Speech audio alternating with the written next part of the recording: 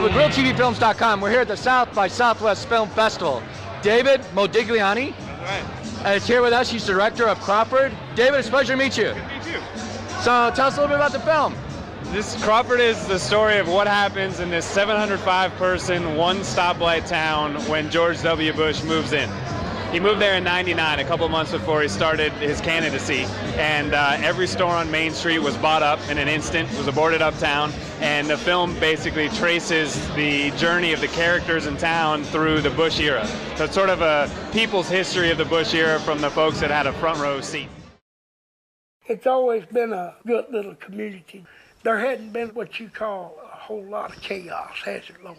Never has been. Everybody knows everybody. Ladies and gentlemen, I am honored to introduce the Governor of the state of Texas, the Republican candidate for the next President of the United States, and the newest citizen of our great city of Crawford, George W. Bush. Got it. Now, it sounds interesting. Of course, it's a political year. Yeah. Is it shine positive on George Bush or negative, or is there any opinion made?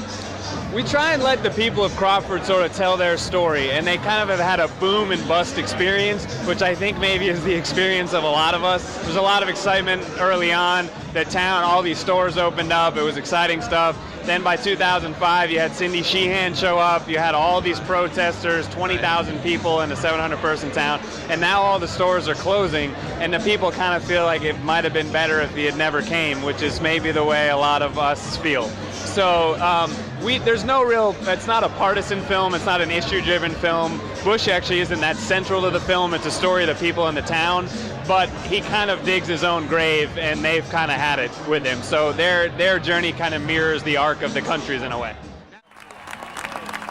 Why did President Bush choose to move here? You know, that's $1 million question.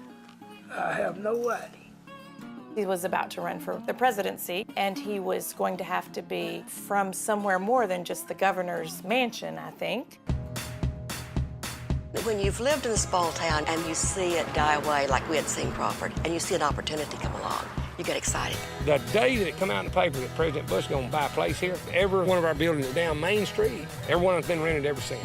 My middle son spent the day with Ari Fletcher, you know, press secretary of the President of the United States. It's funny, you'll go in that little town and there's one stoplight and there's about 3 places where you can buy Bush souvenirs, and you go down 4 blocks and make a left, and there's 6 satellite trucks and national reporters, and they're all doing, they're doing the exact same shot. It's hilarious to me that they do that and they get away with it. A couple bales of hay and a broke down shed in the background. That's all they really see, so that's all they really know. And a question that comes to my mind is, does the president know about this movie? Anybody sent him an email? It's a great question. I actually, early on, we were trying to get access to the ranch, and I made a 5-minute trailer that made it look like it was a pretty sweet, favorable film to him. And it's not that it's not, but you know, I doctored it up a little. Right. And we actually got it through an aide to Condoleezza Rice. We got it to him, and apparently he watched it on the treadmill. He watched this 5-minute teaser, and he said he thought it was pretty good. And so we were getting close to getting access to the ranch, and then somebody, this aide that I've been in touch with, found a picture of me at the 2004 Democratic National Convention, just in the crowd, just checking it out. Right. She emailed that to me, and I never heard anything again. So these guys do their homework. I wasn't even making a partisan film, but any affiliation with anything Democratic, that was it. But it was actually much better for the film because it's really through the eyes of the people of Crawford, so the ranch being on there kind of would have been superfluous, but he saw it. Yeah. Part of it. A lot of the people that live in Crawford kind of assume that everybody thinks the same, and that's very conservatively.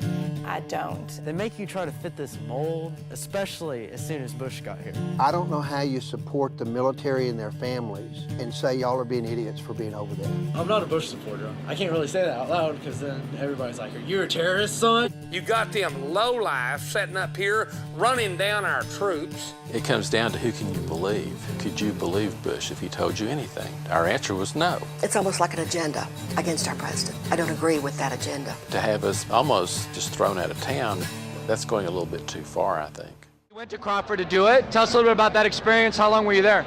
We shot on and off for 3 years, and I live in Austin. It's about 2 hours from here, so we'd go back and forth. At first, it was quite something to break the ice there. You can imagine they're kind of skeptical of the media. They feel like they've been made out to look a lot more podunk and hillbilly and backward than they are. But when I think they saw that we were interested in their story, we had our little camera, we weren't, a TV crew, and they really warmed up, and I formed some really strong relationships with the people over time. When George Bush said, my son's sacrifice was for a noble cause, I thought, I'm going to Crawford and ask him what that noble cause was. It says, what would Jesus bomb? Freedom's not free. Freedom's not free. We lost the war in the 60s because the silent majority stayed silent. We've learned our lesson. We're not going to let this happen to these troops. At this point, it's like, I don't care what you're supporting. I don't like you. We came to Crawford to ruin his vacation. 50 years ago, she'd been hung for treason. We're so sick of it. Go away.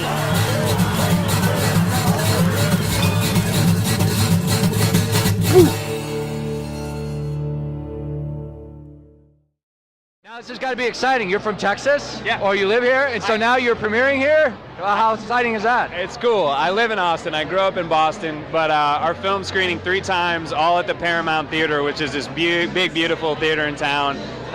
The trailer's at crawfordmovie.com, and hopefully folks can check that out. Crawfordmovie.com. It's a 3-minute trailer. It'll get you really fired up to see it.